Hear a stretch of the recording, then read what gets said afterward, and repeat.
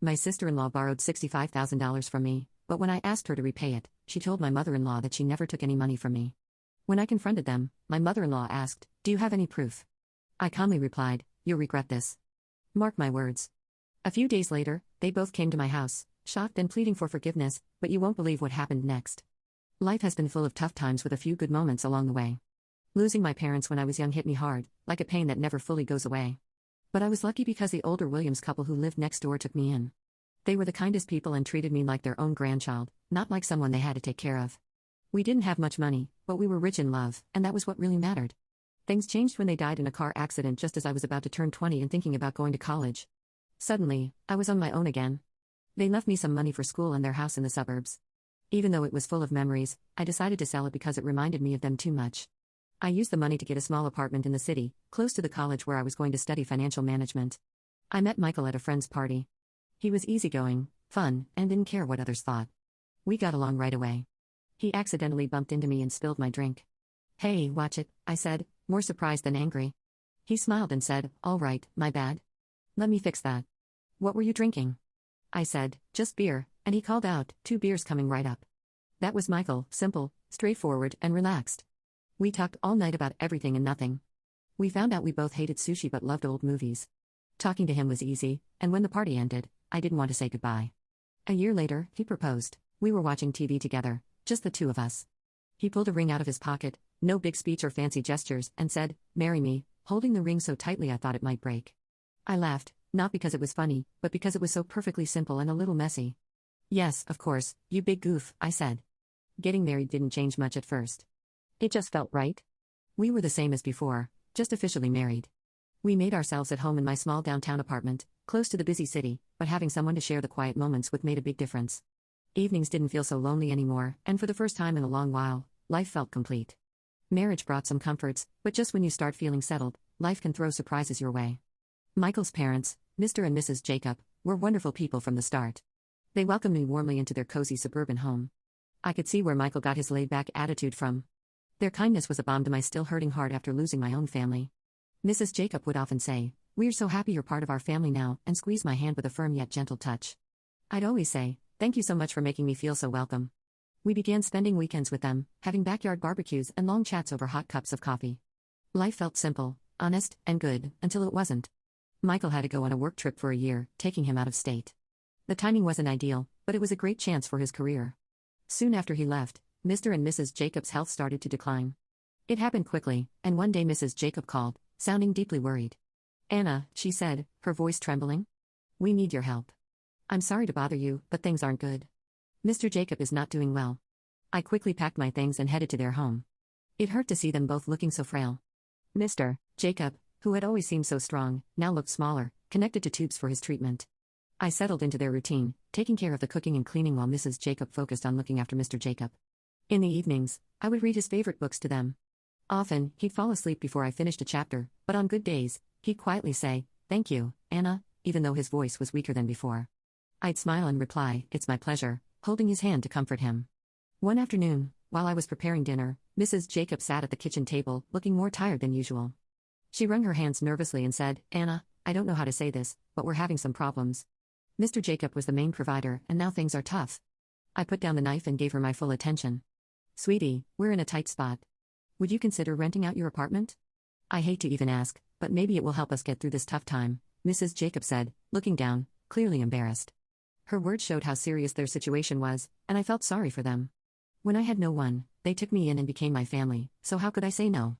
I tried to ease Mrs. Jacob's worries and said, "Of course, Mrs. Jacob. I'll take care of it right away." Without even thinking twice, I found a tenant for the apartment quickly and sent Mrs. Jacob the rent money every month, along with extra for groceries and any unpaid bills.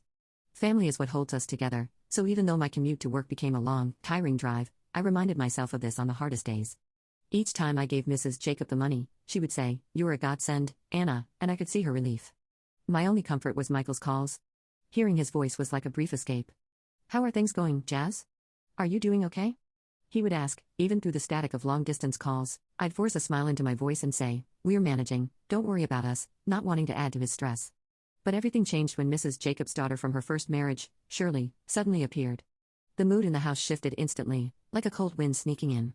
I didn't know her well, But I had heard enough from Michael and had seen how tense things got during her brief, awkward visits. I was already struggling with long drives to work and taking care of Mrs. Jacob, who was bedridden and getting sicker, but with Shirley around, the tension only grew. She made herself comfortable and made it clear she was here to stay. One evening, after a long, tough day, Mr. Jacob weakly called me over, his voice shaky and low. "Anna, please keep an eye on Shirley," he said. "She's not a good person." His words made my stomach twist. "I understand, Mr. Jacob," I promised, even though I wasn't sure what exactly to watch out for. Just as Mr. Jacob warned, it didn't take long for Shirley to start taking control. The first signs appeared quickly. One morning, I found Shirley in the kitchen, standing by the breakfast table like a storm cloud. She sipped her coffee and looked at me like I didn't belong there. "Just so we're clear, I'm not here to be a maid or a cook for anyone," she said. I was surprised, but I stayed calm. "All right, Shirley," I replied, trying to keep things peaceful. "I can keep handling everything. I've been doing it so far." "Good, because I'm not doing anything." "This is Mom's house," she snapped, daring me to challenge her. From that day on, Shirley made sure everyone knew she was there, and not in a friendly way. She ordered takeout just for herself and her mom, leaving the empty boxes for me to clean up. It hurt, but I kept quiet because Mr. and Mrs. Jacob deserved their peace. One evening, Mrs. Jacob, with a hint of her old warmth, said, "Anna, why don't you stay and eat with us tonight?" But before I could answer, Shirley cut in, "Anna has been busy all day, Mom. She probably wants to eat later," acting like she was looking out for me. It was clear I wasn't welcome. The days felt longer, and my chores piled up. Shirley's attitude spread throughout the house. Late at night, I could hear her talking to her mom, using harsh words to turn her against me. Slowly, Mrs. Jacob, who used to be so kind, changed. She thanked me less, and her looks became colder. A few weeks later, Mr. Jacob passed away. Michael flew in for the funeral, just in time to say goodbye. The whole event was sad, but having him there was a relief. We hadn't seen each other for months, and it felt good to have him by my side during such a hard time. At the funeral, I noticed Shirley acting sweet and polite to everyone, almost too nice. After the service, Michael and I found a moment alone. "How have things been while I've been gone?" he asked softly. "It's been fine. Everything is okay," I said, forcing a smile. He already had enough to deal with, and I didn't want to add to his worries. "Are you sure? You seem a bit tired," he said, looking at me with concern. "It's just been busy, helping out around here," I said, trying to brush it off, avoiding his eyes. It wasn't the right time to bring up all the problems brewing under the surface. After Michael left, Shirley dropped the act of being the caring sister. Her rude and disrespectful behavior returned, and I had to deal with it once again. The whole mood of the house changed. Maybe it was her way of handling grief, but Mrs. Jacob became distant and cold toward me. Our conversations turned into orders, and I started to feel less like part of the family and more like an outsider. Shirley took control of the house, acting like she was in charge. She didn't care about anyone's feelings but her own. She would even barge into my room without knocking and go through my things as if she were searching for something. One day, I was trying to find some peace in the garden when I noticed a box hidden among the bushes. Curious, I opened it and found my lingerie, jewelry, and watches inside. My heart sank when I saw some of my clothes tossed nearby. Furious, I grabbed the box and stormed back inside. Shirley was lounging in the living room, acting like she owned the place. "What the hell, Shirley?" I shouted, my voice shaking with anger. "You can't just throw out my stuff." She gave a cold, mocking laugh. "Anna, you don't live here. You're just a guest, and you're not wanted. You'd be better off in the garden or on the street, you're nothing more than a beggar." Her words stung like salt on a wound. I felt my whole body tremble. I turned to Mrs. Jacob, who had just walked into the room. "Mrs. Jacob, please tell her she can't treat me like this. This is supposed to be my home too," I pleaded, my voice cracking. But the once kind Mrs. Jacob looked at me like I was a stranger.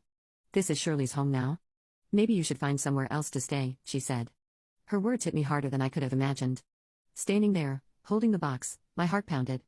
In that moment, the home and family I thought I had fell apart. I stayed despite everything because I had made a promise to Mr. Jacob on his deathbed to take care of his wife and make sure Shirley didn't take over, but it felt like Mrs. Jacob was becoming more like Shirley every day. Her looks grew colder, and her words harsher. One evening, as I was cleaning up after dinner, Mrs. Jacob lost her temper. "What are you even doing here, just sitting around, not helping?" she snapped, her voice full of contempt. I tried not to let her words get to me, but I still replied, "I'm doing my best to keep things running smoothly." "Best? More like you're just using everyone," she sneered before leaving the room. Her comments hurt. I had rented out my apartment and given almost all the money to Mrs. Jacob, so I knew I wasn't just freeloading. Besides, I did most of the chores while Shirley only complained and criticized. She was the one living off her mom's pension, yet she never let up. "What does my brother even see in you?" she would taunt through the thin walls every night.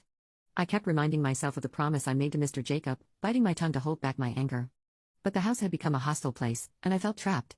One evening, I came home early from work and something felt off. They didn't know I was there, and as I walked into the living room, I heard Shirley and Mrs. Jacob arguing. "We need to make her sell her apartment," Shirley said, her tone cold and selfish. "You know how much we could use that money." "Yes, but how do we convince her?" "Anna won't just give it up," Mrs. Jacob replied, sounding frustrated. "Leave it to me, Mom. I'll make her do it gently. Once she signs it over, we can finally live the life we deserve," Shirley said, her words dripping with deceit. Hearing them plot to take away my only source of income was a shock. My heart pounded, and I quietly slipped away to my room. They wanted to take everything from me. I couldn't stay after that. The decision was clear: I had to leave. With shaky hands, I quickly packed my things. Every moment in that house felt like a ticking time bomb. I didn't bother saying goodbye, they didn't deserve it. I slipped out the back door and called a cab to take me to the train station. My mind was spinning as I sat on the train headed to Michael's place. I wondered if he would understand, if he would take their side. I was scared of what would happen if I stayed, but the uncertainty of what was ahead was just as terrifying. As the train moved, I watched the scenery pass by, feeling a mix of determination and anxiety. When I arrived at Michael's apartment, he opened the door, surprised to see me standing there with my bag. He looked relieved but also full of questions. Michael's eyes widened. "Anna, why are you here? Is everything okay?" he asked, stepping aside to let me in. I took a moment to take in the cozy, warm feeling of his small apartment. "Michael, things are not okay." "Not at all," I said, my voice trailing off, showing my worry. He led me to the couch. "Talk to me, sweetheart. What's going on?" he pleaded. I told him everything, how things had gotten worse at home, how Shirley came back, and the final straw, their plan to make me sell my apartment. Before this, I hadn't wanted to burden him while he was busy with work, but now I let it all out. As I spoke, Michael's face grew more serious, his jaw tightening, and his fists clenching. By the time I finished, his voice was a mix of worry and anger. "Why didn't you tell me any of this before?" he asked. "I didn't want to make things worse. I thought I could handle it," I admitted, feeling foolish. "Damn it, Anna, you shouldn't have had to deal with that alone," he snapped, standing up and pacing. "I can't believe my mom and Shirley treated you like this." He stopped and looked at me, his eyes fierce. "No one treats my wife this way." "No one," he said, pulling out his phone. My heart raced as I watched him dial his mom. The phone barely rang twice before she picked up. I couldn't hear her side of the conversation, but Michael's shoulders were tense. "Mom, this has to stop. I know everything, and I won't stand for it. If Shirley stays, or if you don't start treating Anna with respect, then you can forget about any help from us. No more money." "Nothing," Michael said, his tone firm and unyielding. After a short but heated argument, there was silence. Michael held the phone tight. Finally, he said, "Fine. If that's your choice, then I've made mine," and hung up. His expression softened as he turned to me. "Looks like it's just us now, sweetie, but that's all we need," he said, walking over to hug me. I leaned into him, feeling the safety of his arms around me, shielding me from all the chaos.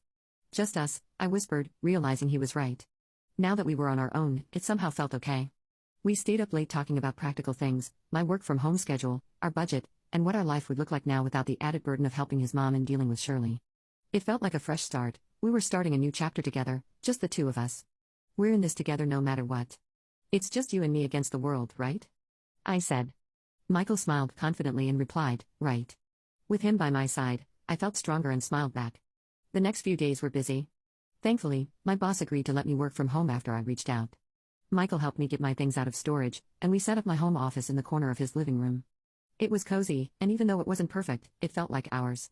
After a peaceful week, I got a call that felt like a ghost from the past. It was Mrs. Jacob. Her voice, which used to sound kind, now had a mix of boldness and desperation. "Anna, why haven't I received my payment this month? You know how much we need it," she said, sounding urgent.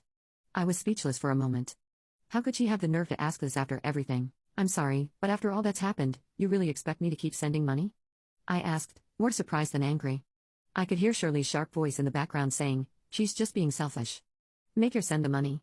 I could picture Mrs. Jacob looking upset, but she finally said, "But we're family," sounding both pleading and angry. "No, family doesn't treat each other like that," I said firmly.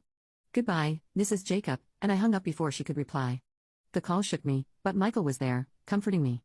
"You made the right choice, Anna," he said, wrapping an arm around my shoulders. "It's time they learned to take care of themselves."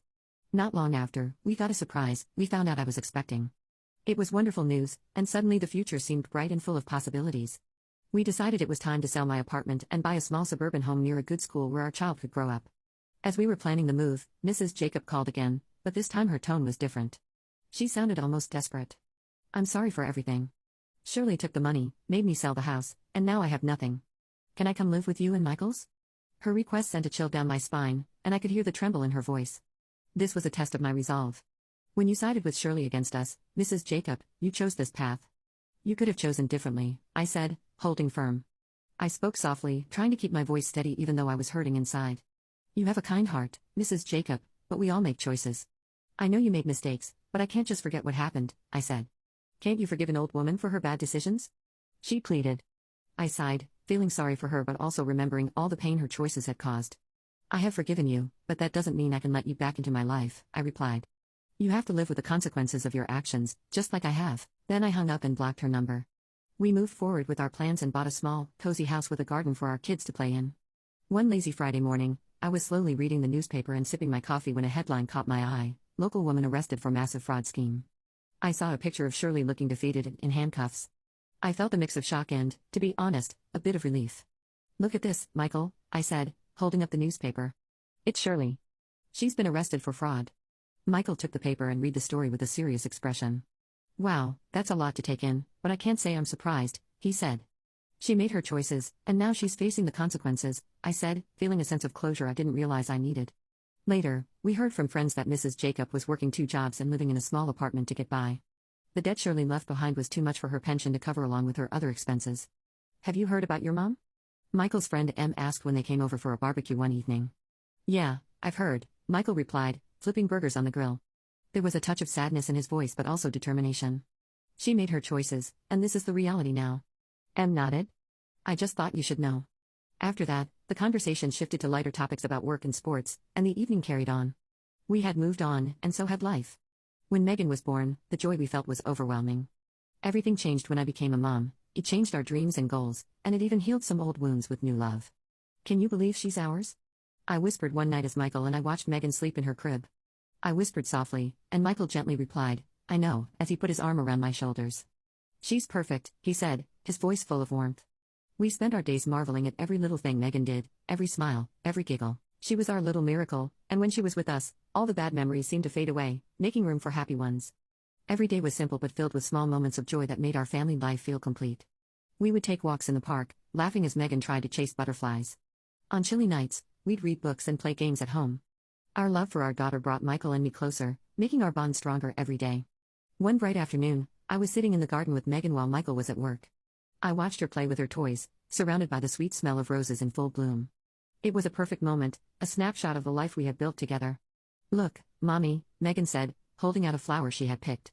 That's beautiful, sweetheart, I said, smiling at her. I thought about the journey that had brought us here.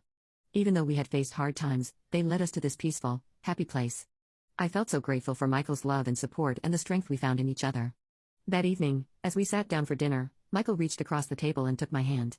We've come a long way, haven't we? He said, his eyes full of love. We have, I replied, holding his hand tightly, and I wouldn't change a thing.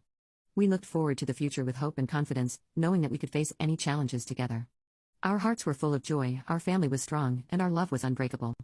We made sure to cherish every day, savoring each moment and building a life filled with love, happiness, and endless possibilities.